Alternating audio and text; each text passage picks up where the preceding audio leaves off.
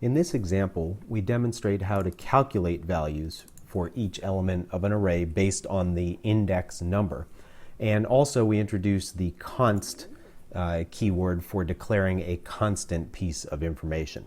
So here in our third version of the init array class, we have a main method where the first thing we declare is a const integer called array length, and we set it to the value 10. Now, when you are specifying the size of an array, it's often helpful to have a named constant value for readability in your program and to help eliminate magic numbers.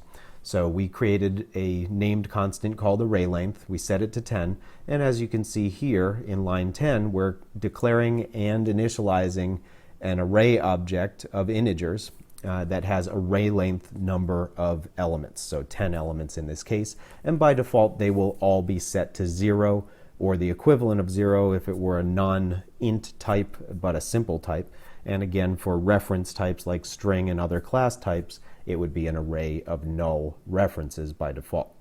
So the key other feature in this example is that we're calculating the values for each of the array elements and assigning them to the corresponding array element.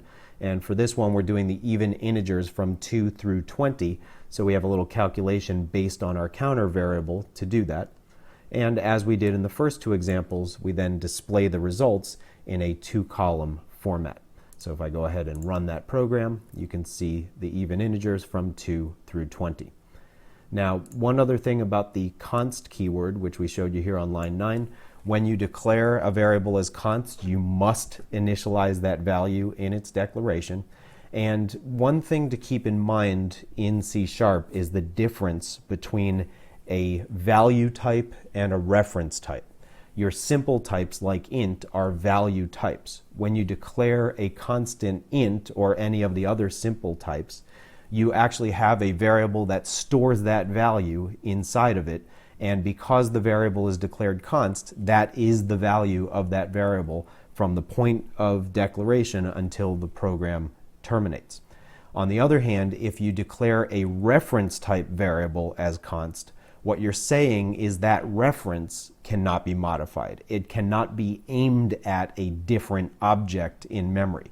There is no concept in C# of declaring the object itself const.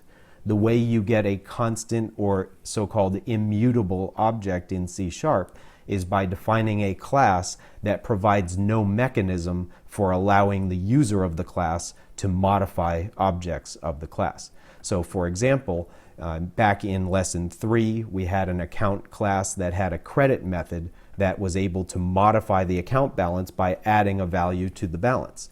If I don't have any kind of method in my class's public interface that allows users of the class to change the class's data, or the object's data, I should say, then in effect the object is considered to be const at that point.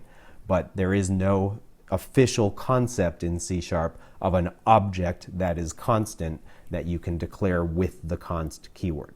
So again, if it's a primitive, simple type variable like int, it contains a constant value when you declare it with const, and that value cannot be changed throughout the lifetime of the program.